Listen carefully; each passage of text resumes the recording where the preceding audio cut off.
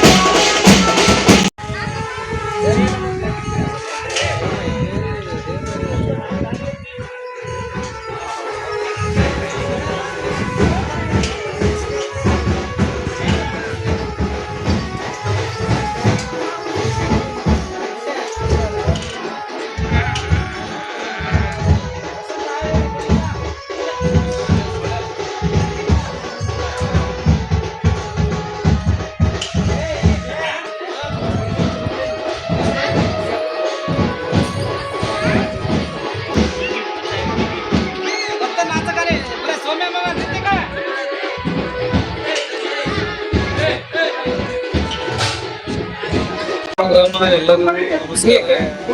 ಪ್ರತಿ ವರ್ಷ ಈ ವರ್ಷ ಜಾತಿ ಬಹಳ ನಿರ್ವಹಿಸಲಾಗುತ್ತದೆ. ಅದರಂತೆ ನಮ್ಮ ತಾಂಡದ ನಾಯಕ ಕಾರ್ಬಾರಿ, ನಸಾಬಿ, ರಾಜಕೀಯ ಪುಡಾರಿಗಳು ಇವೆಲ್ಲರೂ ಸೇರಿಕೊಂಡು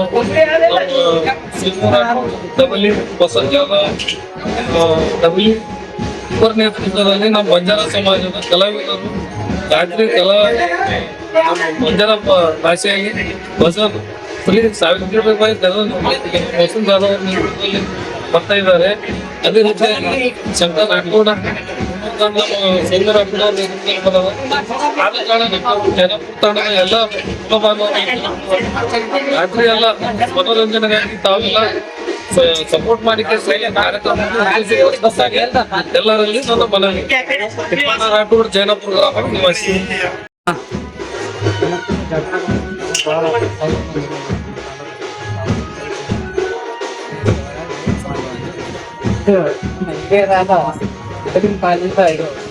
ಭವಾನಿ ಜಾತ್ರೆ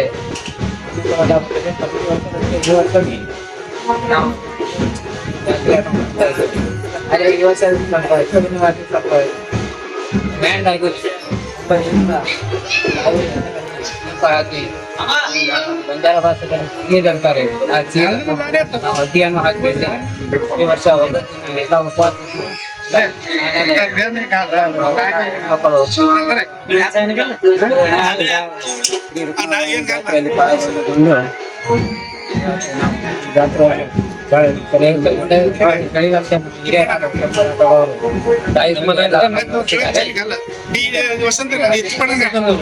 ಜಾತ್ರೆ ಹೆಸರು ಜಾಧವ್